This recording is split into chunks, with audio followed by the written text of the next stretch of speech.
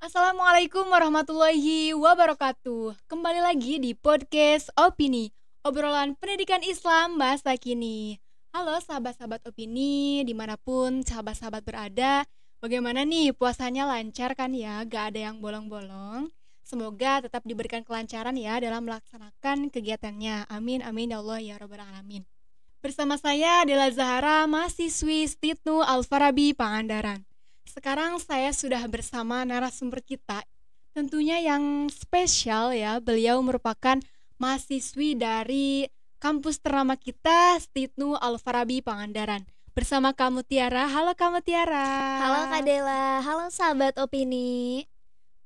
Apa nih Kak panggilannya? Kak Mut, Ara atau apa nih? Oke, biasanya saya dipanggilnya Tiara Kak. Oh, Tapi jadi ada satu nih yang paling penting, kalau misalkan mau manggil saya itu harus pakai nada Kak.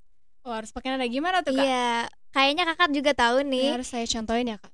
Tiara ya Kak panggilannya. Jadi Iya bener, coba contohnya kira-kira itu apa nih kalau pakai nada? Tiara gitu ya Kak Iya ya. bener Wah, sekali sangat kayak Masya Allah gitu. sekali Kak. Namanya itu cantik seperti orangnya. Masya Allah, kakak juga tidak kalah cantik, luar Masya Allah, biasa. Alhamdulillah, amin ya Kak. Terima kasih, Alhamdulillah. Nah, gimana nih Kak kabarnya? Puasanya lancar gak? Alhamdulillah lancar dan baik juga. Kak Dela gimana? Sehat? Alhamdulillah sehat juga, lancar puasanya. Tidak ada halangan kan Kak? Enggak sih, Belum bocor gitu alhamdulillah. bulan ini. Belum. Alhamdulillah, semoga selalu diberikan kelancaran dan kesehatan ya Kamu Tiara. Amin ya Amin, Allah ya Rabbal alamin. alamin. BTW dengar-dengar nih, kamu Tiara ini di Stitu ngambil jurusan PIAUD ya, Pendidikan Islam Anak Usia Dini. Iya betul sekali Kak. Dia sudah memasuki semester 4 ya Kak. Iya betul. Nah, dan kamu Tiara ini katanya kuliah sambil kerja ya Kak. Boleh diceritakan sedikit Kak, Oke apa sih jadi pekerjaan kamu Tiara dan itu?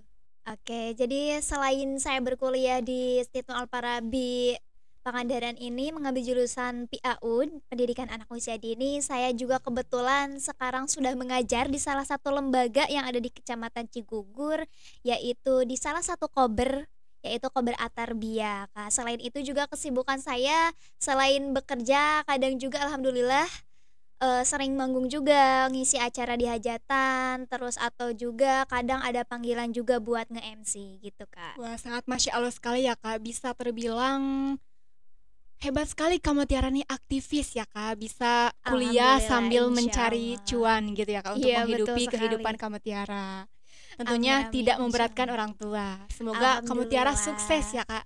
Amin ya Amin, Allah. amin, insya Allah, Kak. BTW nih kamu Tiara, saya dengar karya tulis kamu Tiara yang berjudul tentang masyarakat madani. Nah, Iya, boleh betul. ceritakan sedikit Kak, kenapa Kakak memilih judul tersebut dan apa sih masyarakat madani itu? Oke, sebenarnya saya mengambil masyarakat madani ini sebagai sebuah judul karena memang masyarakat madani ini adalah salah satu masyarakat yang dicita-citakan atau didambakan oleh setiap negara tentunya. Dan memang masyarakat madani ini memang sudah lama digunakan, tapi tidak banyak orang yang mengenal kata madani ini. Mungkin ada beberapa orang yang sudah tahu atau mungkin ada juga beberapa orang yang baru pertama kali mendengar ini. Jadi saya tertarik untuk mempopulerkan kata madani ini. Seperti itu, Kak. Jadi tujuan awal kamu Tiara mengambil karya tulis masyarakat madani ini ingin mengenalkan kepada kita, khususnya saya juga sendiri baru mendengar nih Kak kata masyarakat madani itu gitu. Jadi Iya, saya betul penasaran sekali. nih gitu. Dan dari mana sih Kak asal mula kata madani dan menggambarkan apa madani itu? Oke, sebenarnya kata madani ini eh berasal dari sebutan pada masyarakat Madinah ya Kak. Karena waktu itu kan hal ini berkaitan dengan waktu hijrahnya Nabi Muhammad SAW dari kota Mekah ke Madinah. Dan sebelum hijrah itu kan kota Madinah itu disebut dengan kota Yastrib ya. Yang mana kota Yastrib ini sangat berbanding terbalik dengan keadaan di kota Mekah.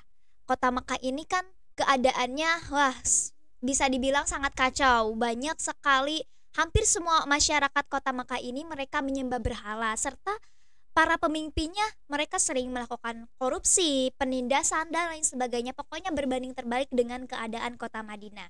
Nah, sedangkan kota Madinah sendiri, Kak, Kota Madinah ini perkembangannya sangat maju, kemudian masyarakatnya terbuka dengan paham yang baru. Jadi tidak menyulitkan Nabi Muhammad menyiarkan agama Islam gitu. Selain itu, masyarakat Madinah itu atau sebelumnya itu Yastrib ya Kak. Masyarakat Yastrib itu sudah mengikrarkan dan memberikan janji kepada Nabi Muhammad SAW itu dengan perjanjian Aqobah 1 dan Aqobah 2.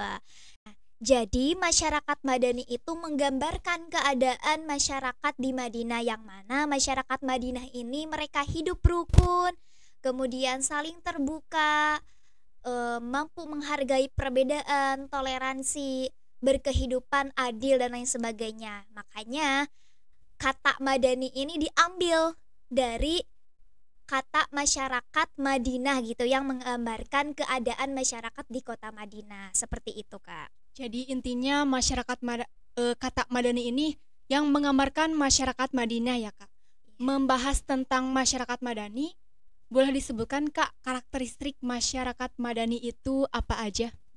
Nah, jadi karakteristik masyarakat Madani ini bisa disebut sebagai sebuah masyarakat Madani itu jika memiliki beberapa karakteristik. Di antaranya Kak, yang pertama itu adanya kemandirian. Jadi masyarakat Madani itu mampu mandiri gitu dalam kepribadiannya. Kemudian terdapat ruang publik bebas, yaitu di mana sebagai sebuah wahana masyarakat untuk menyalurkan aspirasinya. Kemudian ada supremasi hukum, yang mana tugasnya itu supremasi hukum itu menjamin kemudian agar terwujudnya suasana yang adil, kemudian untuk memenuhi hak dan kewajiban setiap masyarakat gitu. Kemudian demokratis. Nah, kan biasanya masyarakat Madani itu sering dikaitkan dengan civil society. Nah, ketika tidak adanya demokrasi dalam masyarakat Madani ini, tentunya tidak akan disebut sebagai masyarakat Madani.